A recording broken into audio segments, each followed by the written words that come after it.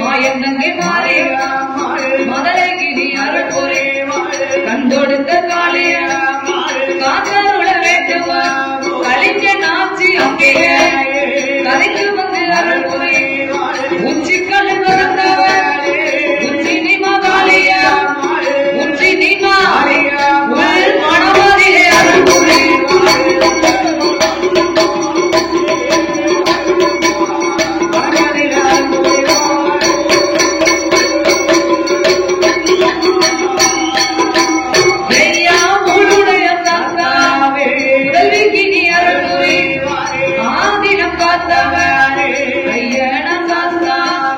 அடியாளுக்கு உதயமொழி கண்ணகர் கத்தி கொண்ட கொழுவேறு சந்தனமாஞ்சோலை அவதரித்த தெய்வம் தானே சந்தன மாறியா சந்தன திருவிகிரி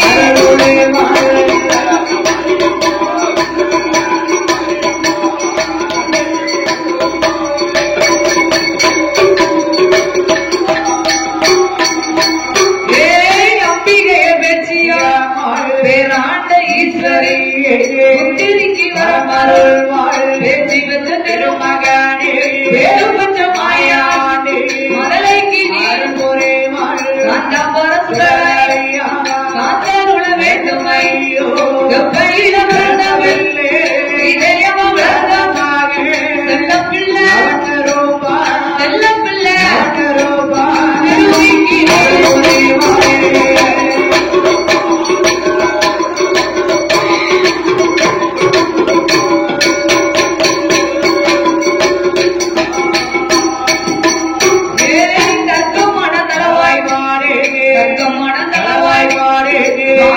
கோட்டமான கோட்டை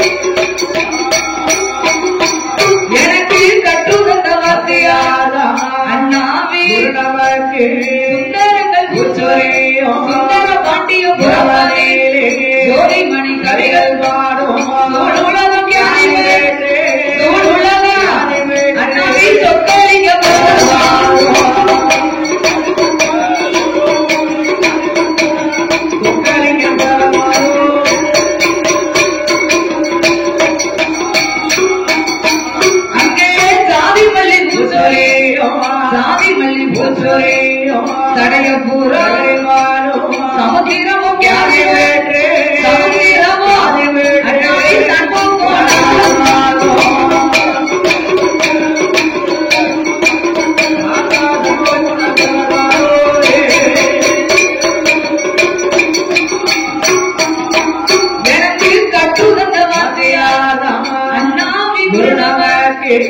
இந்திய தேசமையா தென்காசி மாவட்டத்தில் பாலுலகம் பட்டோலி மன்னரில் வாழும் என்னுடைய அம்மா ஆடாத தேவதை ஆட வைக்கும் புலவரை ஆடாத ஆட வைக்கும் புலவரை கல்சிலைய இருந்தாலும் கலகலனே மண்சிலைய இருந்தாலும் மண்டையத்தான் என்னுடைய அம்மா பண்பொழி மன்னரையாலோ மாநிலமும் மாநிலமோ அம்மா மாரியம்மா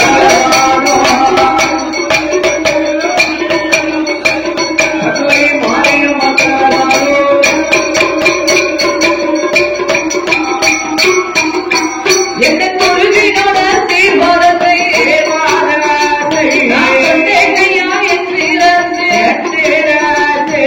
வந்த சபையோர்கள்லாம் பெரியோர்கள்லாம் வணக்கம் செய்தும்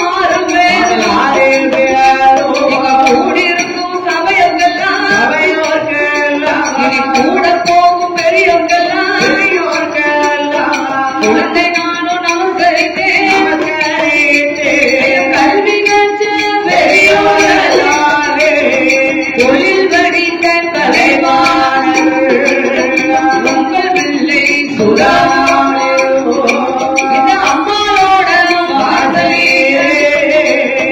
அரக்கங்கரை பாட போறோம் நீங்கள் அனைவருமே கேட்டோ இந்த சந்தனம் மாறி வாசலே சாத்தங்கரை பாட போறோம் சபையோர்கள் கேட்டோ பாடுகின்ற பாட்டதில் பழுது குச்சம் வந்திட்டாலும் பாலகி போல் என்ன வேண்டும் நான் சொல்லுகிற சொல்லதிலே சொல்முறைகள் இருந்தாலும் குழந்தை போல என்ன வேண்டும் அறிந்து நான் பாடிட்டாலோ அறியாமல் பாடிட்டாலோ தெரிந்து நான் பாடிட்டாலோ கதையை தெரியாமல் பாடிட்டாலோ என் முன்சொல் பின்னால் வந்திட்டாலோ இல்லை பின்சொல் முன்னால் வந்திட்டாலோ ஆறு பிள்ளை 100 ஆறு பிள்ளை 100 எங்களை ஆதரிக்க வேண்டுமையா வேண்டுமையா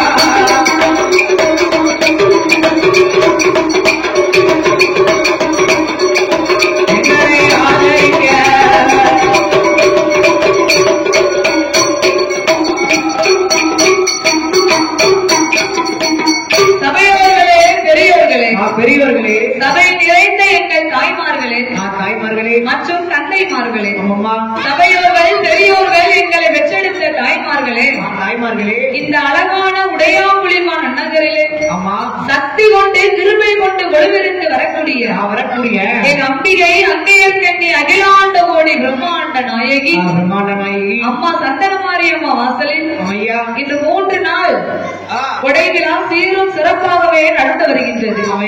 அதுல இன்னைக்கு தான் முதல் நாள் திருவிழா. இன்னைக்கு குடியரசு தினத்தை முன்னிட்டு நமக்கு அட்வான்ஸ் கொடுத்த அன்போடு வரவழைத்துள்ள நாம் வில்லிசை பாட வேண்டும் என்று அன்பும் அதிக ஆசவாசங்கள் கொண்டு அட்வான்ஸ் கொடுத்து வரவழைத்துள்ள இந்த கோவில் நாட்டாமை தர்மகர்த்தா பொக்கிஸ்தா கணக்கப்பிள்ளை மற்றும் ஊர் பொதுமக்கள் சார்பாகவும் சான்றோர் உள்ள பொதுமக்கள் சார்பாகவும் நமக்கு அட்வான்ஸ் கொடுத்து அன்போடு வரவழைத்துள்ளார்கள். அவர்களுக்கு நாங்கள் நன்றியை தெரிவித்துக் கொள்கிறோம். அதாவது இந்த ஆலயத்தில் இதற்கு முன்னால யார் வந்து பாடியிருக்கா? யார் பாடியிருக்கா? நம்ம அம்மா வந்து பாடியிருக்காங்க.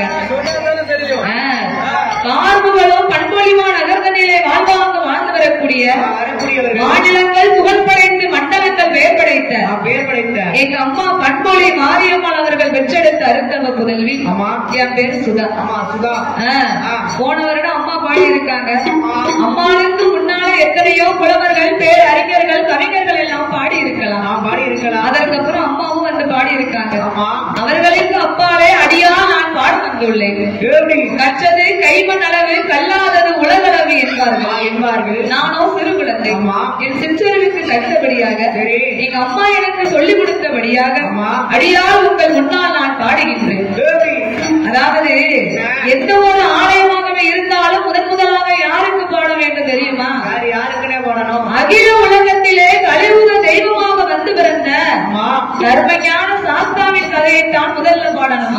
முதலாக அவருக்கு ஏன் பாடணும்? ஏன் பாடணும் தெரியுமா? எதற்கு? நாம எல்லோரும் தாய்க்கும் தந்தைக்கும் அம்மாவுக்கும் அப்பாவுக்கும் வந்து பிறந்த சாதாரண மாநில மனுக்கள். ஆனா தர்மஞான சாஸ்தா அப்படி அல்ல. எப்படி? அரிக்கும் சிவனுக்கும் ஐயனுக்கும் மெய்யனுக்கும் அப்பாவுக்கும் வந்து பிறந்த தர்மஞான சாஸ்தா.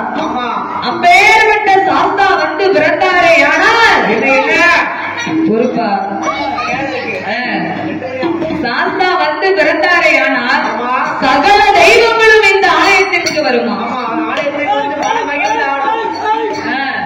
சாஸ்தான் சொன்ன உடனே எங்க ஆதாளி பொறுக்க முடியலையே. சாஸ்தா வந்து பிறந்தாங்கன்னு வைங்க. அம்மா சந்தன மாதிரி அட்டகாலி 8 பேரும் ஆதாளி போட்டு ஆடிக்கொண்டு வருவாங்க. பரிவார தேவதைகள்லாம் ஆதாளி போட்டு ஐயன் வந்து பிறந்தாரே. ஆனால் அனைத்து தெய்வங்களும் இந்த ஆலயத்திற்கு வருமா? அப்பேற்பட்ட சாஸ்தாவின் கதையை 3 நாள் நிகழ்ச்சினா முதல் நாள் சாஸ்தாவுக்கு தான் படிக்கணும். அப்பேற்பட்ட சாஸ்தாவின் கதையை நாங்கள் பாட இருக்கின்றோம். பாடுகின்ற பாட்டில் பழுது குற்றங்கள், சொல் குற்றங்கள், இசை குற்றங்கள், கதை குற்றங்கள், கதையிலே பொருள் குற்றங்கள், சாரீர குற்றங்கள் இருந்தாலும் உங்கள் வீட்டு குழந்தை ஒரு தவறு செய்தால் எப்படி ஆதரவு கொடுப்பீர்களோ அதே போன்று எங்களுக்கும் ஆதரவு கொடுக்குமாறு உங்களை அன்போடு கேட்டுக்கொண்டு சாஸ்தாவின் திருக்கதையை நாங்கள் ஆரம்பம் செய்கிறோம். பாதி மதி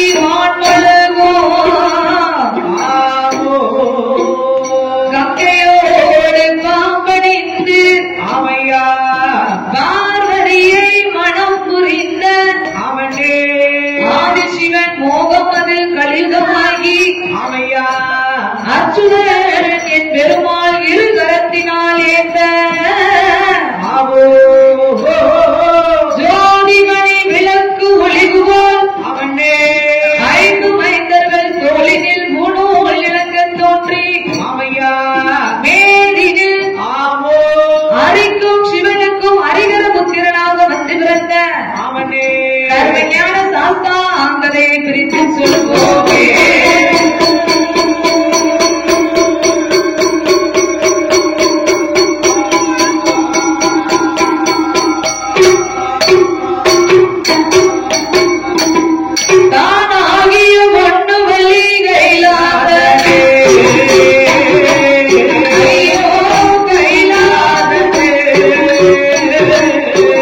அங்கே சிவமாலோ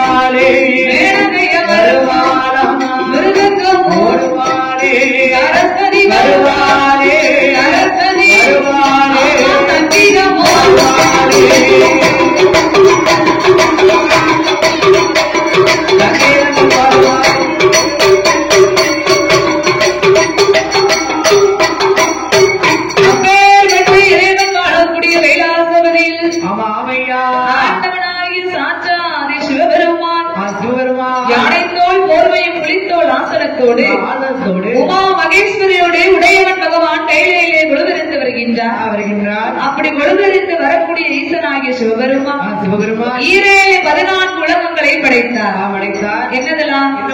இந்திரலோகம், மந்திரலோகம், வைகுந்தலோகம், வாயுலோகம், வருணலோகம், சக்திலோகம், சிவலோகம், தனலோகம், பூலோகம்.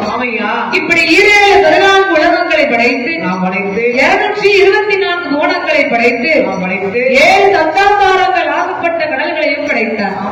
கல்லுக்குள் இருக்கும் தேவையும், கற்பைக்குள் வாழும் சிசுவையும், முட்டைக்குள் இருக்கும் குஞ்சியையும் ஈசன் படைத்து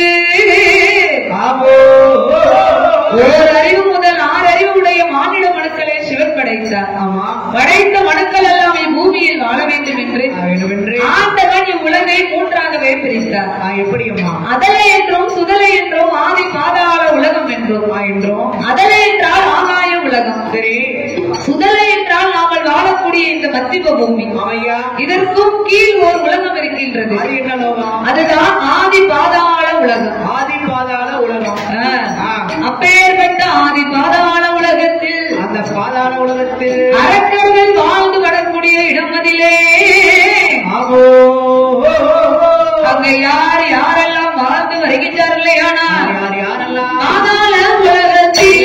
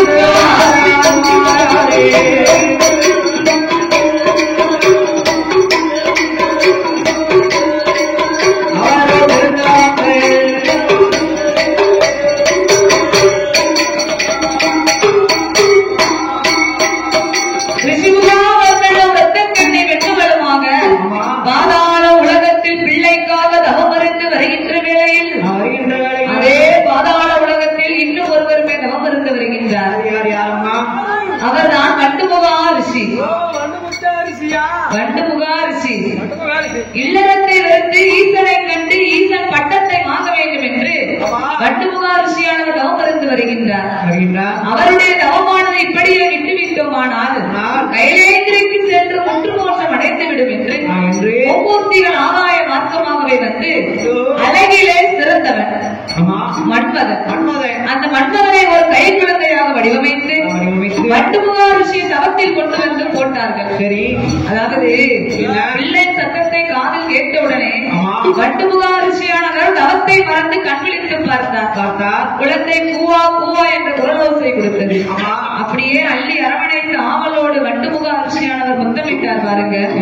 அப்ப மும்மூர்த்திகள் மீண்டும் ஆகாய மார்க்கமாகவே வந்து அடே வெட்டு முகாரிசி, கல்யாணமே ஆகாத உனக்கு இந்த கைக்குழந்தை ஏது? நீயோ நித்திய பிரம்மச்சாரியானவர். அப்படி இருக்க உமக்கு இந்த ஏக பிள்ளை அது என்று மும்மூர்த்திகள் ஆகாய மார்க்கமாகவே வந்து கேட்க, அவர் நான் மட்டுமுகா ரிஷியானவர் தவத்தை மறந்து ஞானத்தால் அறிந்து பார்த்தார். என் தவத்தை கலைக்க இந்த குழந்தையை யாரோ இங்க ஏவல் செய்து அனுப்பியிருக்கிறார்கள். உடனே கோவம் வந்தது. குழந்தையின் கால தலைகீழா பிடித்தார்.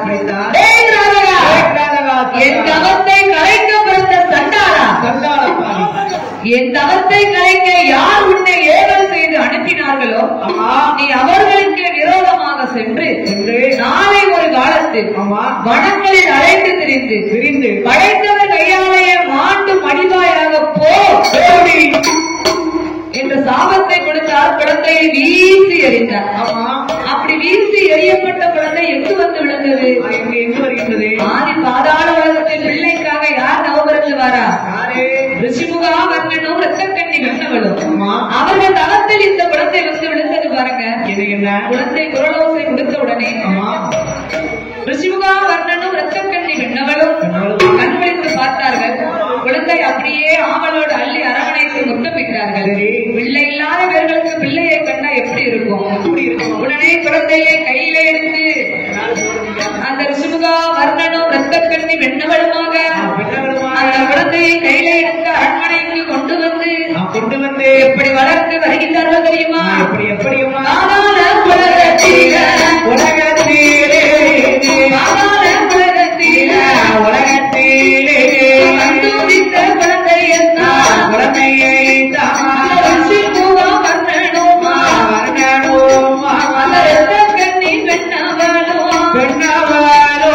அரண்மனைக்கு கொண்டு வந்து சீரோடும் சிறப்போடும் செல்வமாக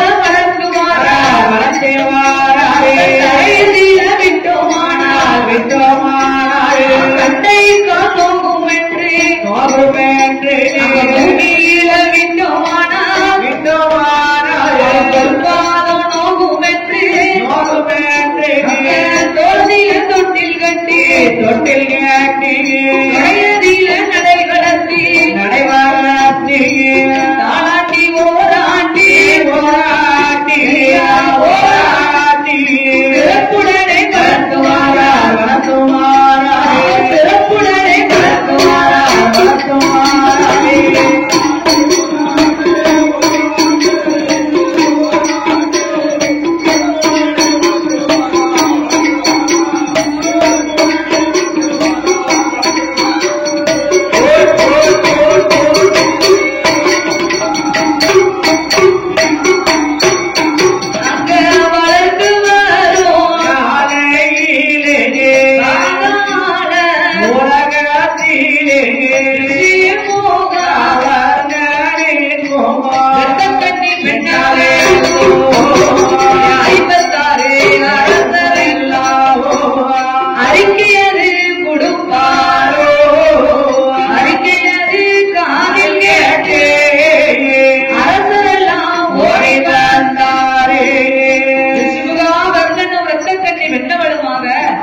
குழந்தை பிறந்த செய்தியை 56 தேசத்திற்கும் தெரியப்படுத்த வேண்டும்.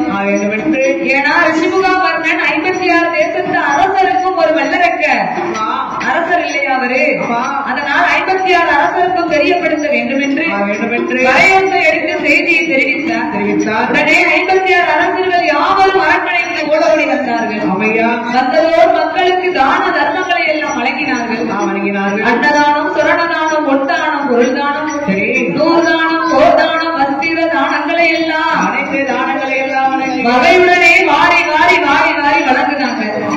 12 வருட காலம் குழந்தை இல்லாமல் அப்பதான் குழந்தை வந்து பிறந்திருக்கு. அதனால சந்தோஷம் தாங்க முடியல. உடனே குழந்தை பிறந்த 14வது நாள் பெயர் வைக்க வேண்டும். அதனால் அரசர்கள் முன்னிலையில் பெயர் வைக்க வேண்டும் என்று என்ன பெயர் வைக்கலாம்? ஆமா, பெயர் இருந்தாதான பிள்ளைய கூப்பிட முடியும். அதனால் பெயர் வைக்க வேண்டும் என்று என்ன பெயர் கொடுத்தார்கள் தெரியுமா?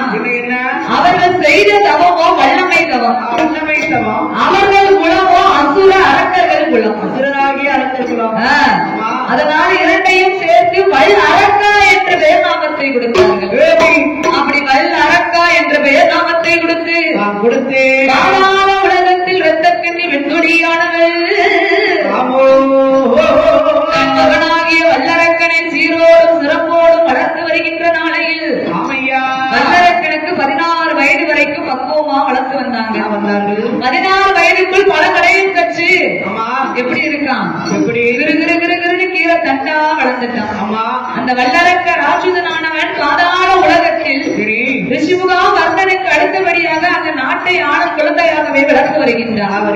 அப்ப பார்த்தால் ரத்தக்கண்ணி வெண்கொடியானவர் என்னம்மா ராஜமன்னா மகனுக்கு 16 வயது ஆகிவிட்டது. நாமளுக்கோ வாழும் பருவங்கள் போய் வைகுண்டம் சேரக்கூடிய காலம் வந்துவிட்டது. அதனால் என்ன தன் மகன் தரணியானதை தம் கண்ணால் பார்க்க வேண்டும் என்றார். அப்படின்னா என்ன, நாட்டை நம்ம மகன் கிட்ட ஒப்படைக்கணும். ஆமா, நாட்டை ஒப்படைக்கணும்னா என்ன செய்யணும், என்ன பட்டம் சுட்டி அவனுக்கு நாட்டை ஒப்படைக்கணும். அரசரா இருக்கும் அவனுக்கு பட்டம் சூட்டினாதான் நாட்டை ஒப்படைக்க முடியும். அதுக்கெல்லாம் முன்னாடி கல்யாணம் பண்ணி வைக்கணும் வச்சுக்கோங்க. அதானே, ஒரு வீட்டு போறதுக்கு வரணும்னாலே ஆனாங்கிறது ஆம்பளைக்கு கல்யாணம் பண்ணி வைக்கும். ஆமா, அப்பதான் அவனுக்கு வீட்டு பொறுப்பு வரும். வீட்டு பொறுப்பு வந்துச்சுன்னா தன்னை போல நாட்டு பொறுப்பு சேர்ந்து வந்துருவேன். ஆமா, ஆமா, கால் கட்டு போட்டா வாய் கட்டு போடணும்.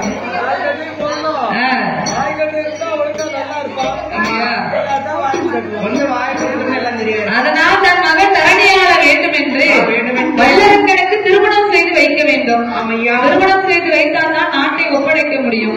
அதனால் வல்லரக்கனின் அம்மான் மகளாகிய பவளக்கண்ணியை வரவழைத்து, பவளப்பண்ணி இல்ல பவளக்கண்ணி, பவளக்கண்ணியை வரவழைத்து வல்லரக்கனுக்கு பவளக்கண்ணிக்கும் தெருப்பூட்டினார்கள்.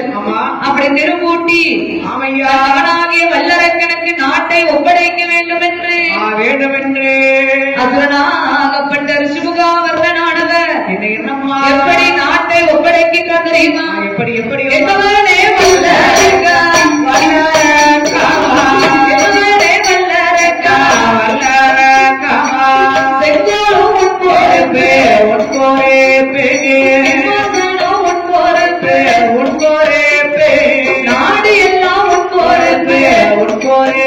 நாடு எல்லாம் கண்ணை காப்பதை நீ காக்க வேண்டும். ஒப்படைத்த வேலையிலே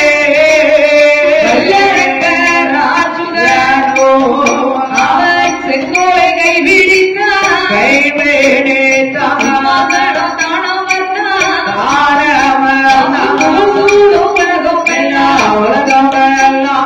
வரிசையோடு ஆண்டு வாராவளி புகழவே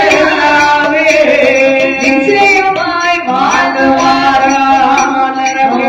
வரும் நாளையிலே அந்த பாதாள உலகத்திலே அந்த 12 வருடகாலோ 12 வருடகாலோ அந்த பஞ்சவத்து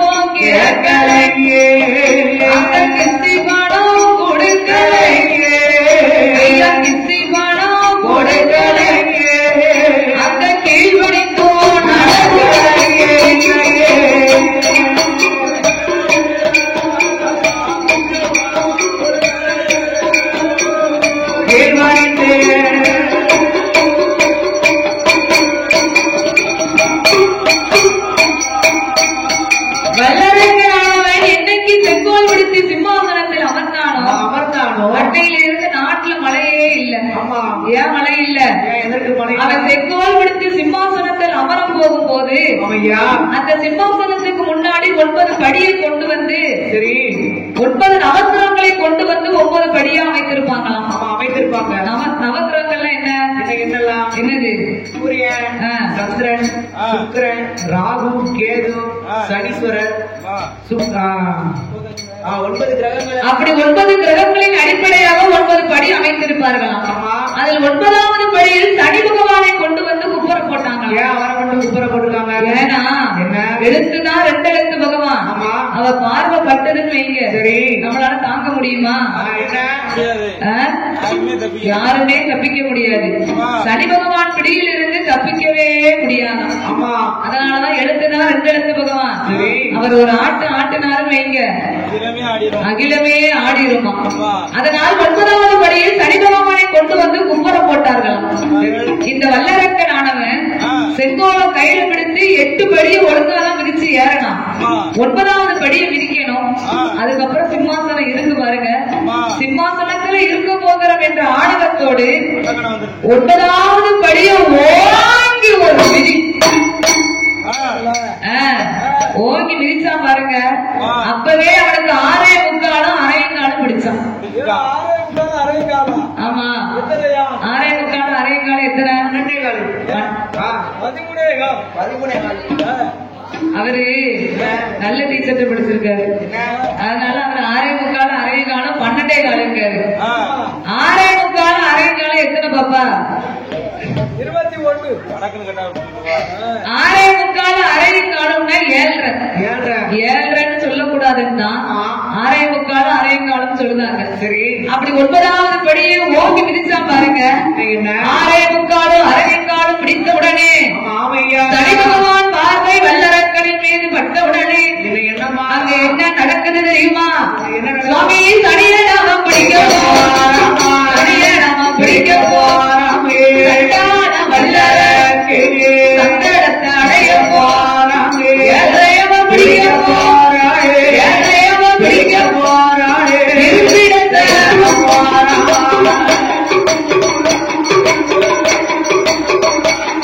இருப்பிடத்தை இறக்க போறோம்.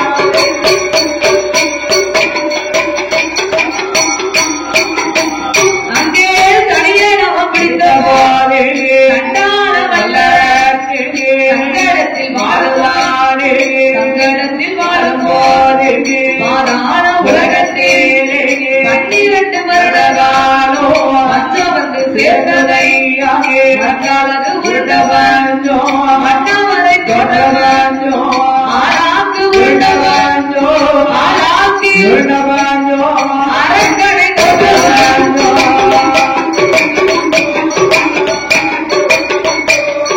அரக்கனை தொட்ட வந்தோ.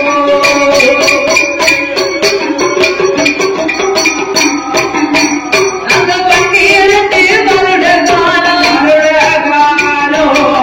சாதாரண உலகத்தில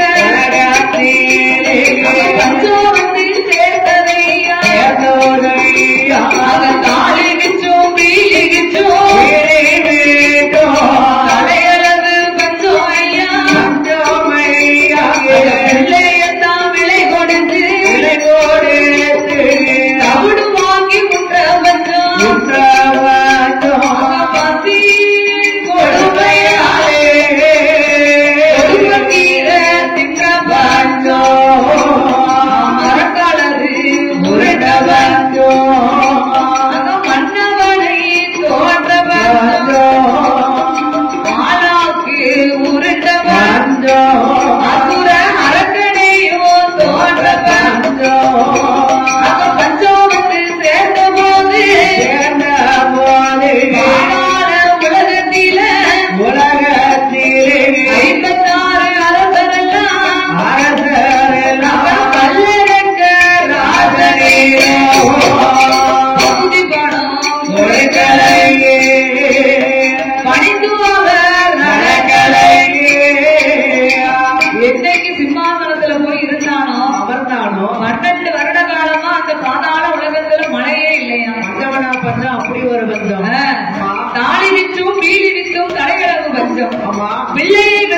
இருந்து தவிடு வாங்கி தின்ற பஞ்சம். பசியின் கொடுமையால் கொடுப்பக்கீரை தின்ற பஞ்சம். அப்பேற்பட்ட பஞ்சம் வந்து சேர்த்த போது சாதாரண உலகத்தில் 56 அரசர்கள் யாவரும் அரக்கனுக்கு பகுதி கொடுக்கல, பணிந்து நடக்கல. மக்கள் கையில செழிப்பு இருக்காதானே, கப்பம் காணிக்க கொண்டு வந்து கொடுப்பாங்க. மழை இல்ல, மழை இருந்தாதான் மக்கள் கையில செழிப்பு இருக்கும். மழையே இல்லைன்னா எப்படியா செழிப்பு இருக்கும்? அதனால 12 வருட காலம் மழை இல்லாமல் இருந்ததுனால அரசர்கள் யாவரும் பகுதி பணம் கொடுக்கவில்லை. அரக்கனை பணித்தும் நடக்கவில்லை. இருந்தால் பணம் கொடுக்கவில்லை. ஏன் என்றும் கேட்கவில்லை. தான் அரக்கன் என்ன, எதுக்கு அரசர்கள் யாவரும் நமக்கு பகுதி கொடுக்கல? எதுக்கு நமக்கு பகுதி கொடுக்கல? 56 அரசர்கள் யாவருக்கு நம்ம ஒரு பேரரசரா இருக்கோம். நம்மளை ஏன் எதுக்குன்னு கூட இந்த வந்து கேட்கலையே. அதுக்கு என்ன செய்யணும்? உடனே மந்திரி அழைத்தான். ஏ மந்திரி, என்னைக்கு நான் செங்கோல் விடுத்து சிம்மாசனத்துல இருந்தேனோ அன்னையில இருந்து நாட்டுல மழை இல்லை. அதனால் 56 தேசத்திற்கும் சென்று பறையோசை எடுத்து பகுதியை வாங்கிட்டு வாங்கினான்.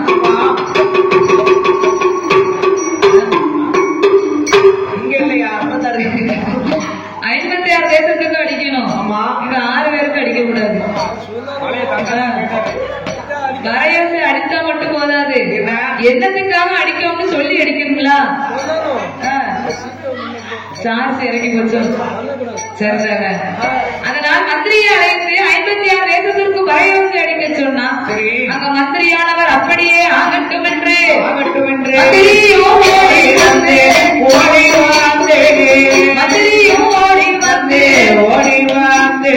56 தேசத்திற்கும் அடிக்காரே மறையோசை. அந்த மறையோசை சத்தம் கேட்டு அரசரெல்லாம் ஓடி வந்து வாருமையா மந்திரிய வார்த்தை ஒன்று சொல்ல கேளோம். எங்கள் வார்த்தை ஒன்று சொல்ல கேளோம்.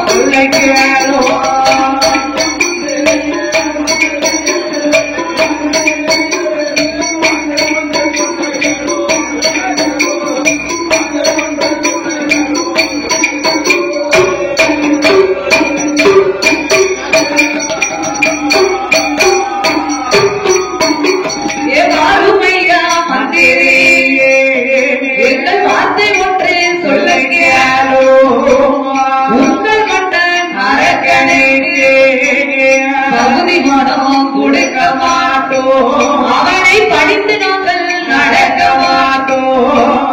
இருந்த மனம் கொடுக்க மாட்டோம். ஏனென்றும் கேட்க மாட்டோம். நாங்கள் கிஸ்தி மனம் கொடுக்க மாட்டோம். ஐயா கிஸ்தி மனம் கொடுக்க மாட்டோம். நாங்கள் கீழ்வடித்து நடக்க மாட்டோம்.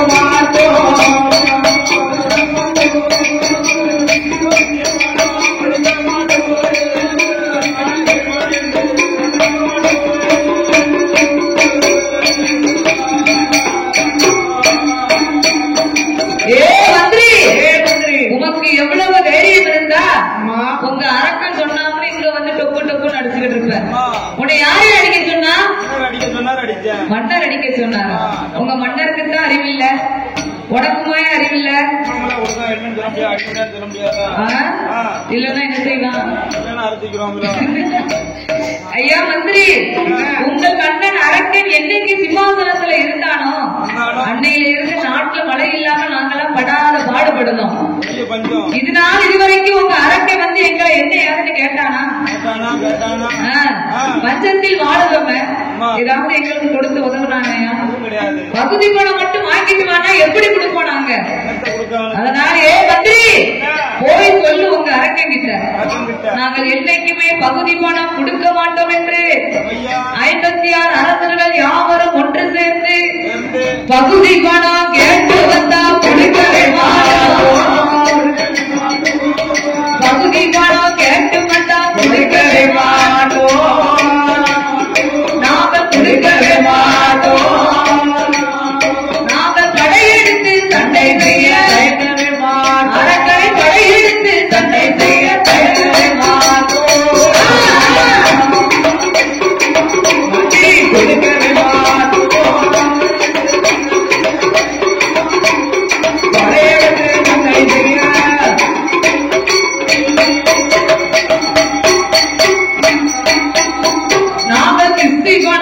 கேட்டு வந்தா கொடுக்கவே மாட்டோம், நாங்கள் கொடுக்கவே மாட்டோம், நாங்கள் கெட்டி வச்சு சண்டை செய்ய தயங்கவே மாட்டோம், கெட்டி வச்சு சண்டை செய்ய தயங்கவே மாட்டோம்,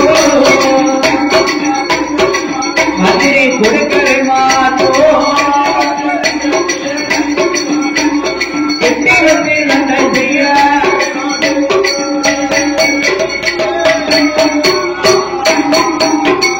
இருசால் பணம் கேட்டு வந்தா கொடுக்கவே மாட்டோம், இருசால் பணம் கேட்டு வந்தா கொடுக்கவே மாட்டோம், நாங்கள் கொடுக்கவே மாட்டோம், கெட்டி வச்சு சண்டை செய்ய தயங்கவே மாட்டோம், கெட்டி வச்சு சண்டை செய்ய தயங்கவே மாட்டோம், கொடுக்கவே மாட்டோம்.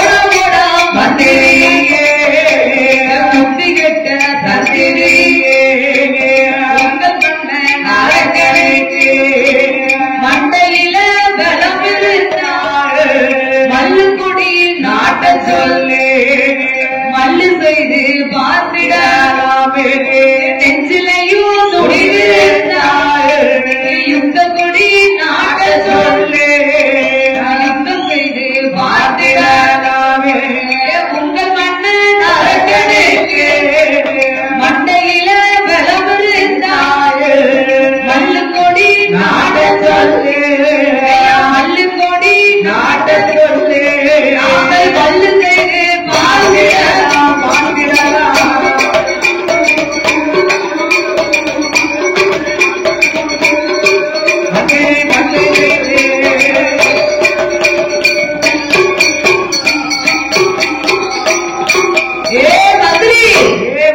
உங்கள் மன்னன் அரக்கனுக்கு மண்டையில் பலம் இருந்ததானா, அவரை மல்லுக்கு வரவும் சொல், மல்லுக்கொடி நாட்டமும் சொல், நாங்கள் மல்லு செய்து பார்த்திடலாம், நெஞ்சிலே துணிவிருந்தானா யுத்தத்திற்கு வரவும் சொல், நாங்கள் யுத்தம் செய்து பார்த்திடலாம்.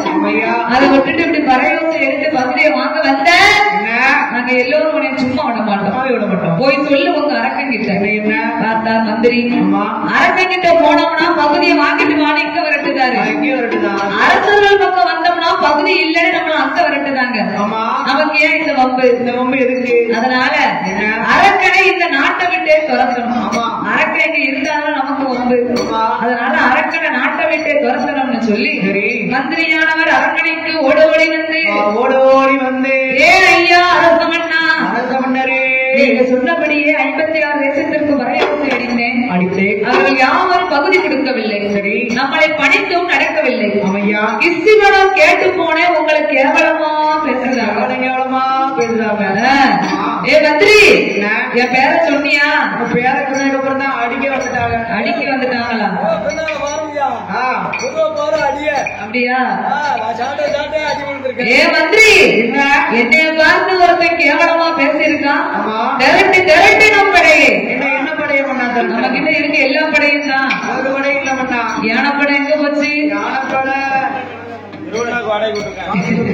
ஒட்டகப்படை எங்க போச்சு, குதிரைப்படை, இப்ப என்ன படம் தான் இருக்கு, என்ன படம்,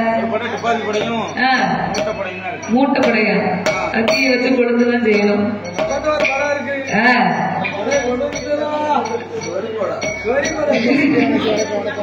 ஏ மந்திரி அதனால நம்ம 56 தேசத்துல எடுத்து போய் பகுதியை வாங்கணும், வானவர் 2 பேரும் போவோம். சரி மன்னா, அரச மன்னா, அவர்கள் 56 தேசத்து அரசர்கள் எல்லாம் ஒன்னா நிக்காங்க, சரி நீங்களும் ஒக்கையில நிக்கீங்க, அவர்களை எதிர்த்து பகுதியை வாங்குவதை விட முடவனை மூர்க்கன் அடித்தாலும் மூர்க்கனை முனியடிக்கும் என்பார்கள், அதனால் அவர்களை எதிர்த்து பகுதியை வாங்க வேண்டாம், அவனே இவனை நடைவதை விட சிவனேன்னு போய் நீங்க ஆண்டவனை எண்ணி தவம் இருந்து உங்களை படித்தவர்களை பாதுகாக்க எரித்தவர்களை எரிக்க தகுந்த தூண்டுவாமுனை வரங்களை பெற்று அதற்கப்புறம் நீங்க ஒன்றையிலே நீங்க உலகத்தை ஆளலாம் பண்ணா என்று மந்திரியானவர் அரக்கனிடம் சொல்ல, ஏ மந்திரி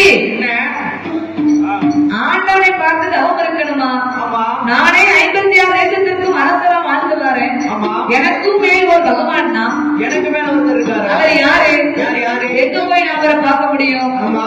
ஏ மண்ணா, என்ன? அரக்கு மண்ணா, என்ன? இப்படியே போனா ஆண்டவனை பார்க்க முடியாது. முடியாது. ஆண்டவனை பார்க்கணும்னா நீங்க தவக்கோலம் எடுக்க வேண்டும். ஆமா. தவக்கோலத்தை எடுத்தால் மட்டுமே நீங்கள் ஆண்டவனை பார்க்க முடியும் அண்ணா. ஆமண்ணா. ஆண்டவனை பார்த்து தூண்டுமா முடி வரங்களை பெற்று இந்த உலகத்தை நீங்கள் ஒத்தையிலே நின்று ஆள வேண்டும் என்று அந்த மந்திரியானவர் அரக்கனிடம் சொன்ன உடனே அரக்கனானவன் ஆண்டவனை பார்த்து தவம் இருக்க வேண்டும் என்று எப்படி வருகின்றான் தெரியுமா? வளரக்க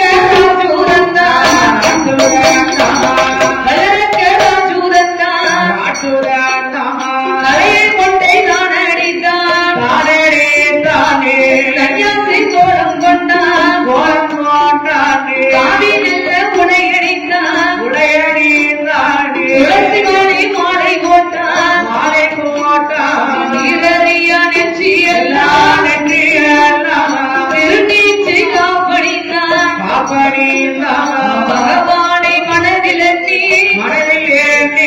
பஞ்சதாரம் பூசுவானா, சிவனாரை மனதில் எண்ணி செந்தூர பொட்டும் வைத்து கம்பத்தை தோளில் வைத்தான்,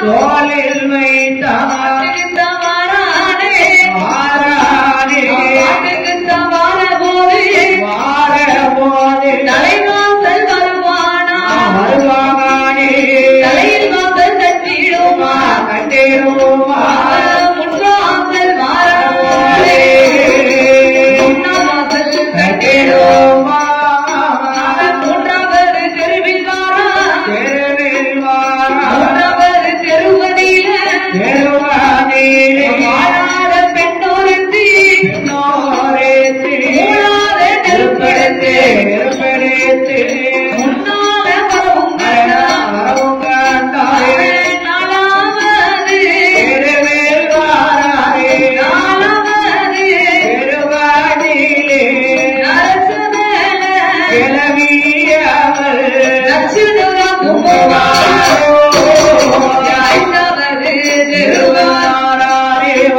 நாலாவது பெண்கள் கோடி அழுது கொண்டு வரவும் கண்டாரே, ஆறாவது தெருவாரே, ஆறாவது தெருவதிலே, ஐயா ஆறாவது தெருவதிலே ஆண்டேரே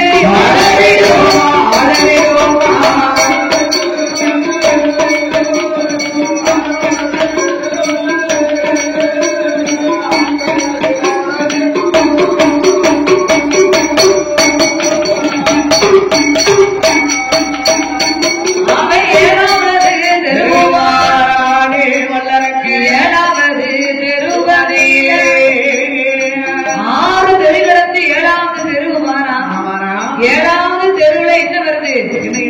ஏனையும் ஜன்னலும் அவன் எதுக்கு வருது?